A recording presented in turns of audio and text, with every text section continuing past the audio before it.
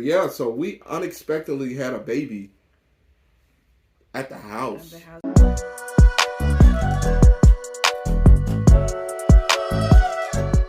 What's going on, everybody? Thank y'all so much for tuning in to Walking with the Williams. Uh, as you can see, we have a new addition to our family, which is our baby girl, Eden Bale. Clearly haven't made a video in a long time. We have not made a video in a long time, but we're going to start being consistent with making our videos. And so we thought we're going to go ahead and just tell y'all about this birth story because it was crazy. Just go ahead and go back to March 20th. a month ago from today. Mm-hmm. And we were sitting down here and we were looking at The Voice. And as we were looking at The Voice, you know, that's the show that we really like to watch. So we was looking at these people. We're like, oh, okay, they're singing pretty good. It goes on. Jasmine says, well... It was still on. No, it was going off. Yeah, it was towards the end. Yeah, it was going off. And so it was 9 o'clock. She says, man, I feel like I got to go use the bathroom. So I'm like, okay, cool. So she starts going upstairs. She's up there for a little bit. And then she comes back downstairs and she says, hey, BK, I want you to know, I don't want you to panic. I said, what? She says, I think that I've had my first contraction, but I feel like she was like, and I believe that we have bloody show, which is like, just like blood. I was sitting here and I've had pretty strong like Braxton his contractions in the second trimester. I had strong Braxton his contractions with Cairo too, so I didn't really think. I was like, oh, Braxton his contractions. I had used like a breast pump for a nipple stimulation. My midwife said I could start doing that because that kind of helps with labor, and so I did that. But I had also done that like a week prior also, and nothing had happened. So I had done that. And then we were literally just chilling. Like, I didn't feel any contractions or anything. I was having Braxton Hicks contractions. He felt my stomach. He was like, oh, that feels like a hard one. That's it. Then I was like, ooh, I really, really got to go poop. Like, let me go upstairs and go just normal. But when I was on the toilet, like, I was having contractions. They were definitely contractions. But these contractions, they didn't really feel like early labor contractions. They felt like if you know anything about the birth process, early labor is like the very beginning where they just feel kind of like menstrual cramps. But these were like, oh, these contractions are hitting me kind of hard. And so then I get done, and that's when I come down. I text my doula, and I'm like, hey, having contractions, just had some bloody show. Like, all right, probably in labor. She says, time the contractions for an hour, and then, you know, let me know. And I'm like, okay. So I come down, my mom had just went to bed. I come downstairs and I tell him, how was you feeling? When I was like, okay, labor. Yeah, so when she told me, I was like, oh, okay, finally, this baby is getting here. Mm-hmm. You know, we had, it was during spring break. I mean, she was doing everything to try to get this baby out. Yes, this was the Monday after my spring break was over. Like, I just knew she was going to come during spring break. And then literally the Monday night after I had went back to work. So when she ended up saying, oh man, I think that I've had my first contraction, I was like, yes. All right, cool. The baby coming. So I'm like, oh, okay, cool. So I said, well, let me go upstairs, go get, you know, my suitcase ready. Because he did not have his stuff ready in the bag like I had told him to do. So this is the thing. She says, I'm going to pack all of our stuff. And she said, pack your stuff. Well, Eden's not supposed to be here for another 2 weeks.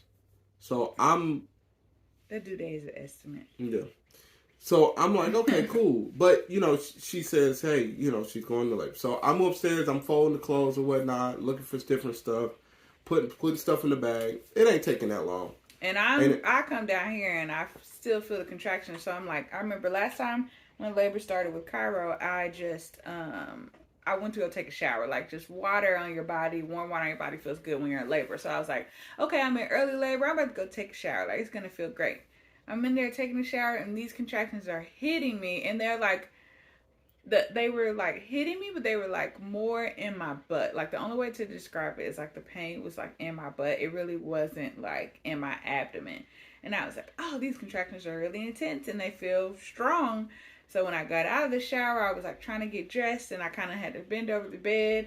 And I remember thinking like, yo, if this is the beginning of labor, there's no way I'm going to get through this without medication. Like, because these contractions are different than my first labor. And these contractions are intense. So I come downstairs and they just get more intense. Like they get more and more intense. I feel like a really strong one that like literally takes me to my knees. Hold on. Before we go there, she gets out of the shower while I'm packing the bag, and I'm seeing her, and I'm seeing the way she's reacting to these contractions. And I'm like, I said, "You all right?" She was like, "Oh boy, these contractions are hitting." So I'm like, what are your contraction measurements? And I'm trying to look at the app, and I can't read the app. Like, it's just green dots and I wasn't timing them right because they was like hitting me faster than I expected, and so I was like forgetting to touch the button, so the contraction timer just went out the window. I was like, so when she's up there, I'm like, do I need to call our doula? So I reach out to our doula. I'll say it's about ready to happen. She called, the doula calls us. Or Jasmine calls the doula. I called when I had that contraction down here. When she had the contraction up down here. But you was upstairs when you were talking to her on the phone. I was down here. Were you down here? Well, okay. She was down here, and she says, what's your pain level on a scale from 1 to 10? Mm-hmm.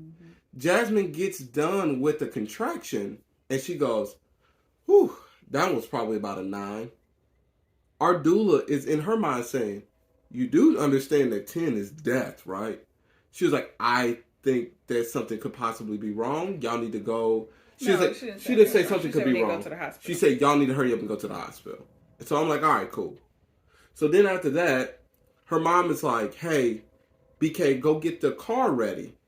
So I'm taking the suitcase. I'm getting my car ready, getting everything, put into my car. And they go, which car are you packing up? I'm like, my car. And they gonna say, no, not your car.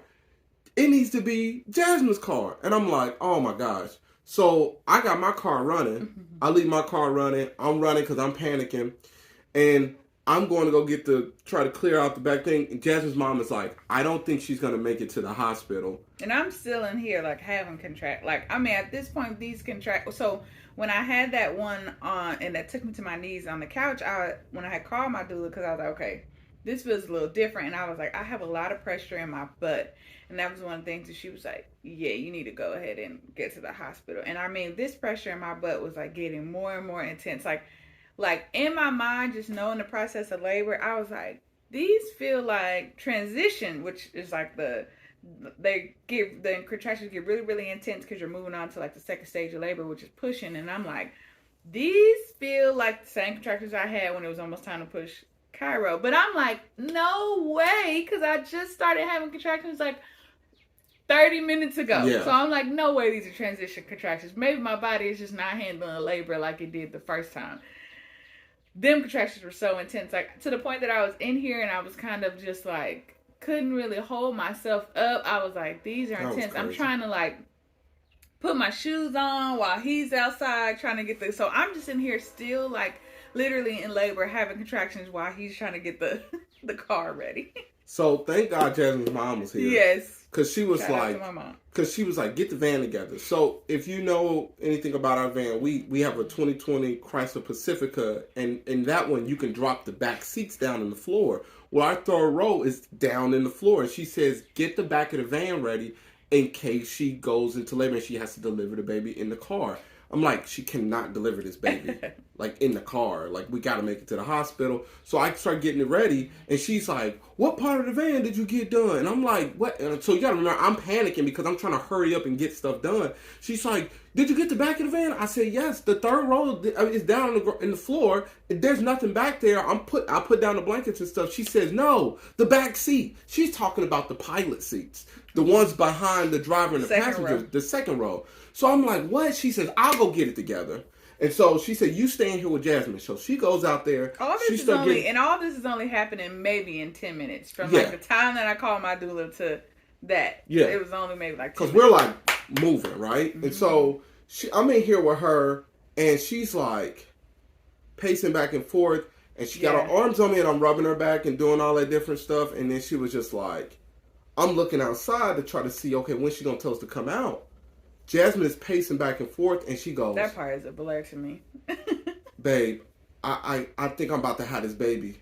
I said, you cannot have this baby here because the doctor had already told us that her blood platelets were extremely low, and there was a possibility that she could bleed out. and so she needed to be somewhere where there was blood that they can give her. So I'm nervous because I'm like, oh my gosh, like That's what if all he's something? thinking I'm about. thinking if my wife dies in this house, I have to get rid of the house. I can't be a single parent. Like I was like, I don't know I was like, oh my gosh. So I'm like panicking, and Jasmine's pacing back and forth, and she does this thing where she's like, I gotta push. And I was like, no, no, no, no, no, no, no. She's like, no, I have to push. She pulls down her underwears and she bends over the couch. So we got like an L part to our couch. She bends over the L part of the couch and she starts screaming, ah! And so I walk around That to baby the back. was coming, y'all. I couldn't. I walk around to the back of her and I'm looking. And then I start to see like separation, and then I'm looking to see what's coming out because in my mind I'm trying to see, well, is this baby coming out head first? I don't know why that was the first thing I'm thinking, but I don't. I She see was already something. head down for. Well, I wasn't thinking in that moment, and so I see something beige coming through, and then I yell outside and I go, Mom, Mom, I think her head is coming out. And she's like, BK, put your hand down there, catch the baby. And I don't remember any of this. She's running from the van. Out. She's running from the van and running up the steps. She's like, put your hand down there. Now, Jasmine is bent over in front of me, and I got my hand down like this, thinking that I'm about to catch the baby like this. And I didn't know that babies were like slippery. So I got my hands down here like this, like I'm about ready to catch like a football or playing patty cake or something. Mm-hmm. And then I see something coming out, and then I hear boom. And then definitely didn't sound like water breaking. Does not sound like it sounded like that to me. Okay, and my senses are heightened at this point. So I hear a little small explosion, and then all of a sudden water goes everywhere, and I'm like, what the heck was that? And I look down. And I start to see hair coming out. And I'm like, oh my gosh. And so at this point, my mother-in-law is like right next to me. She's like, put your hands down there, BK. And I'm like this. And she like, he ain't about to catch this baby. So she kind of pushed me over a little bit and scooped the baby with her whole body like this. And she's like, it's okay. It's okay. And she patting the baby like this. And when I tell y'all, like, I think I push, but there's something called the fetal ejection reflex where it's like your body just does it on its own. So I felt my body pushing, but it was no effort from me, like at all. It was literally like her head came out, her body came out, and I was like, oh. And my mom catches the baby, and I just sit down on the couch, and so she's still attached to me because the placenta's still inside, and so she's still attached to the umbilical cord, and her cord is kind of short, so my mom is like moving her on around, and I'm still bent over, and I'm like, okay, I need to like sit down on the couch because this cord is just rubbing against me and it's uncomfortable. So we sit down on the couch. All three of us are just like, what the heck? I call my doula, and I'm just like giggling, and I'm like, well. Because she was on her way to meet us at the hospital, which is like 13 minutes away. And I was like, I just had a baby. She's like, what? So she like stays on the phone. BK's like, what do we do? He couldn't find his phone. I think it was just, for me, I couldn't find my phone. It was just, like, it was just crazy because, like, Jasmine at this point, her and the baby are still attached. Jasmine is still bent over. My mother-in-law is behind her holding the baby, and I'm like, grabbing whatever she could to cover up what? The baby. I was like, oh my gosh, there's a baby in the house. And Jasmine was like, yeah. I was like, and I go around, I say, Jasmine, are you okay? She says, yeah, I'm okay. So I'm checking her to make sure that she's not bleeding and all that different stuff. My mother-in-law was like, get towels, get a blanket, da-da-da-da. And I can't even remember what I grabbed, but then I had to go back and go grab something else because I grabbed the wrong thing. So then she got the baby. She's making sure that everything is clear with the baby and everything like that. But it was so crazy because the umbilical cord was shorter than, I don't know what the normal length is. There's no normal. She had to, like, literally bring this baby around through the bottom of her leg and then come around. So and I'm walking around on the phone with 911. 911 is trying to tell us stuff to do and all that different stuff. So I go outside and I meet the they got EMS. Here fast, I think. Yeah, I don't know. They got here. It was all the work. Yeah. Paramedics get here. They come in. They set up the stretcher outside down the steps in front of the house. They come through. The den is in the back of the house. So as we're going through the den, they see her. They check her. They're like, okay, you're not going to bleed out because it looks like everything is clotting. I was like, thank God. So after that, they was like, all right, so what do you want to do? Do you still want to go to the hospital? Do you want us to, what do you want to do? We said, we still want to go to the hospital. They said, do you want us to cut the umbilical cord? We said, no, we're going to do it at the hospital just because there's benefits to the baby staying attached to the placenta. So we're like, all right, cool. They say to her, ma'am, would you like us to bring the stretcher through the house? Or do you think that you can get up and walk outside to the stretcher? She says, yeah, she was like, no, I think I'm good. She gets up. And I'm like breastfeeding her at this point. Like she's in my arms. She's breastfeeding the baby. The baby is still attached to her through the umbilical cord. So I get her robe, put it on her. She gets up. She walks around. She walks through the kitchen, through the living room, down the stairs, gets on the stretcher, and then gets inside the ambulance. I'm like, how did you even do that? I wasn't in any pain. She just slid out. We get there. So then we get there, we go to the hospital.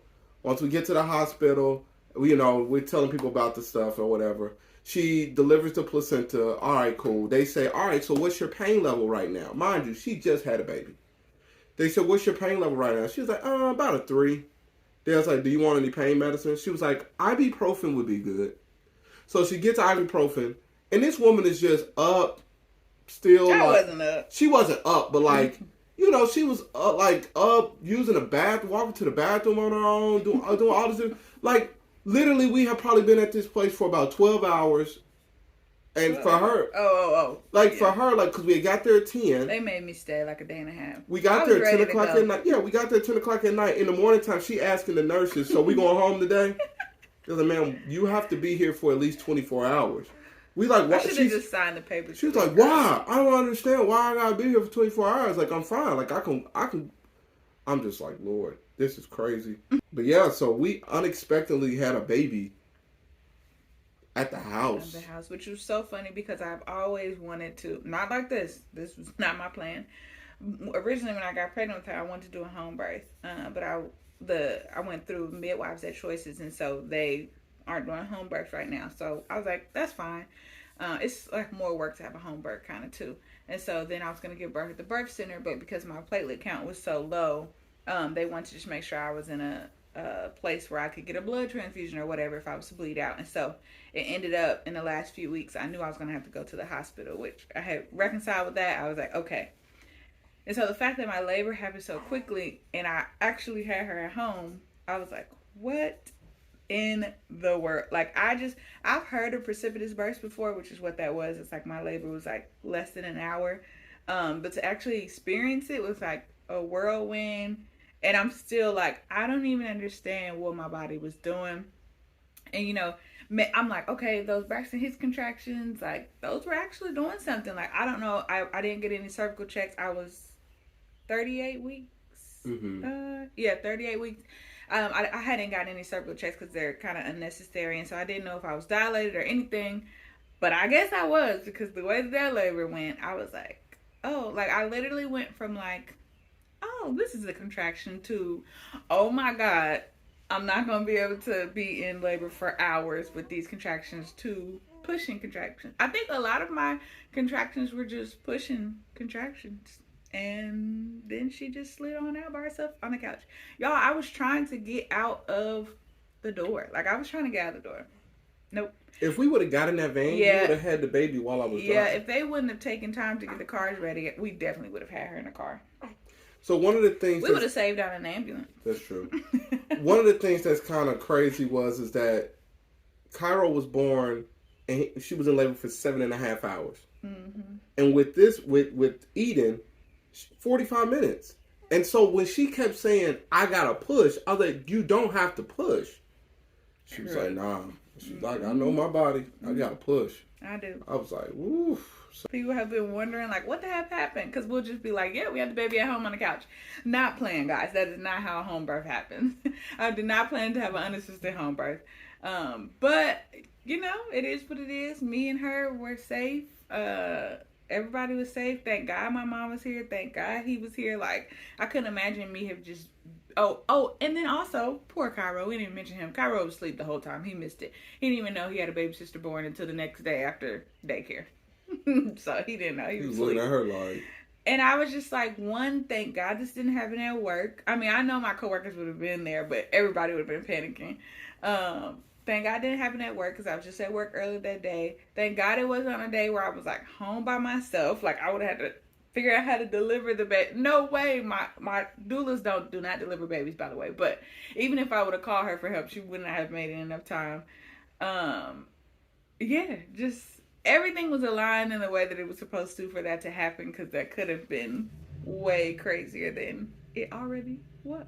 So that is the story of the birth of little Eden Bell. Now she's here. She's a month old. And I don't know if we're going to have another one because my labor might be 2 minutes. I just feel like we just don't have time. Like, I don't know. Well, thank y'all so much for tuning in. This is Walking with the Williams. We are going to get back to making videos. We're going to try to make consistent videos. We're not going to sit up here and commit to a certain day, things like that. But we're going to do the best that we can to bring y'all more videos, let y'all in on our lives so y'all can kind of see what we're doing over here as far as, you know, careers, families, real estate, all that little good stuff, us traveling, stuff like that. So please be sure to smash that like button, hit that thumbs up.